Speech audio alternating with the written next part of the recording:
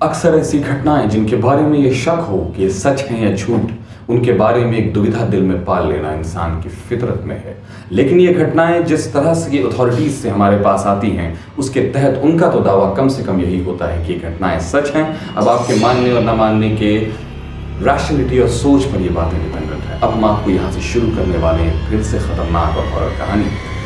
क्या होता है, शादी होती है, शादी को 7 साल गुजर जाते हैं और सब कुछ अच्छा चल रहा होता है। उसी बीच शरत और काजल के बीच की मोहब्बत भी बढ़ती जाती है और शरत के दिलो दिमाग में एक बात बैठ जाती है कि मैं काजल को इस बार यानी जो 7वां साल बोल रहा था उसकी एनिवर्सरी पे कुछ गिफ्ट दूंगा और वो अच्छा गिफ्ट दूंगा। अचानक होता क्या है कि एक दिन वो दिन पहुंच जाता है और अचानक अपनी गाड़ी पर काजल को शरत बिठाता है और लेकर उसे चलता है। और थोड़ी देर पहले जब वो अपनी मंजिल पे पहुंचने वाला होता है वो उसकी आंखों पे पट्टी बांध देता है और जैसे ही आंखों में पट्टी बांधता है उसके 15-20 मिनट के बाद वो अपनी गाड़ी रोकता है और काजल को प्यार से गाड़ी से बाहर निकालता है और एक खड़ा करके एक जगह पर उसकी पट्टी को खोल देता है। जैसे ही वो खोलता है सामने एक विला नजर आता है जो बंगला है और उस पर इन दोनों का नाम लिखा हुआ है। पुराना भी नाम था कुछ, उसका नाम था रत्नेश विला, लेकिन रत्नेश विला भटने वाला नाम था जो कि अब नए मालिक बन गए थे उसके। खैर, ये दोनों साथ में 1 हफ्ते तक रोमांस और मोहब्बत और सब अच्छी यादें चल रही थी। अचानक 1 हफ्ते के बाद शरद को उसकी ऑफिस से ऑर्डर आता है कि तुम्हें 2 दिन के लिए शहर से बाहर जाना है।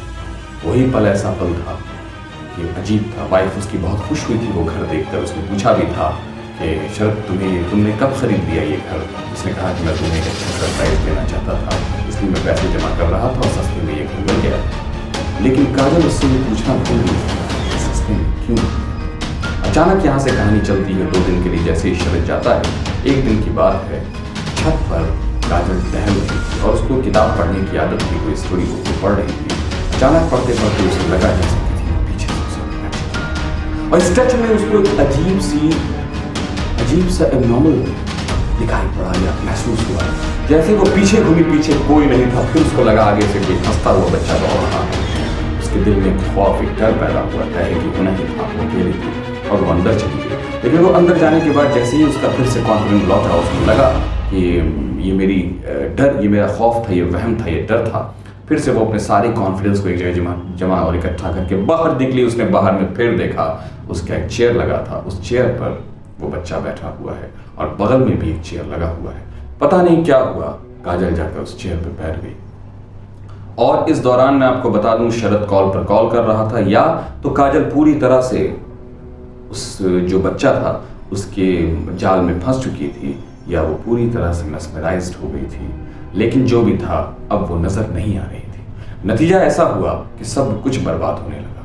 देखते ही देखते अचानक उस लड़के ने जैसे कहा इसको कि चलो हम और तुम दोनों मर जाते हैं। और वो काजल तैयार हो गई और जाकर उसने अपने हाथ काट लिए।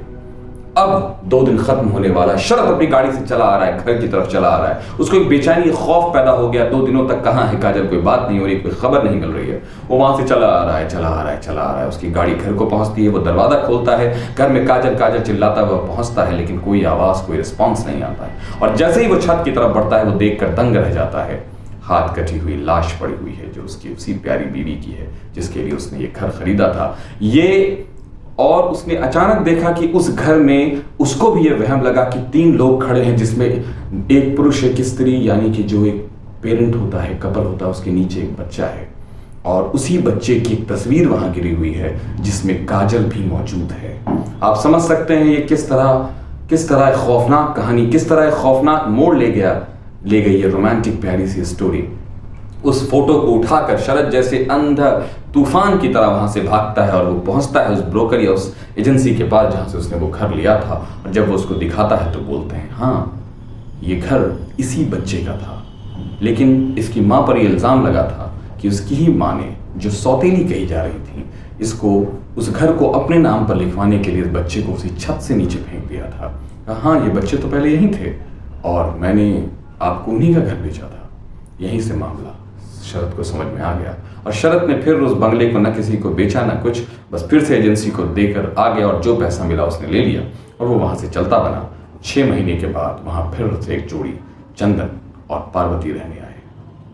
उनकी जोड़ी उस घर में उसी तरह रहती आ रही है या क्या कर रही है, ये तो सोचने समझने की बात है। बात तो यहाँ सिर्फ ये है कि क्या आप इस पर यकीन करते हैं, लेकिन शर्त से पूछिए। यकीन करना और ना करना अब उसके पास ये ऑप्शन ही नहीं है, ये उसकी ज़िंदगी का सच बन गया। हम आपके सामने फिर से ऐसी खौफनाक और सच्चे होने की दावा रखने वाली कहानियाँ लाते रहेंगे, बस बने रहिए।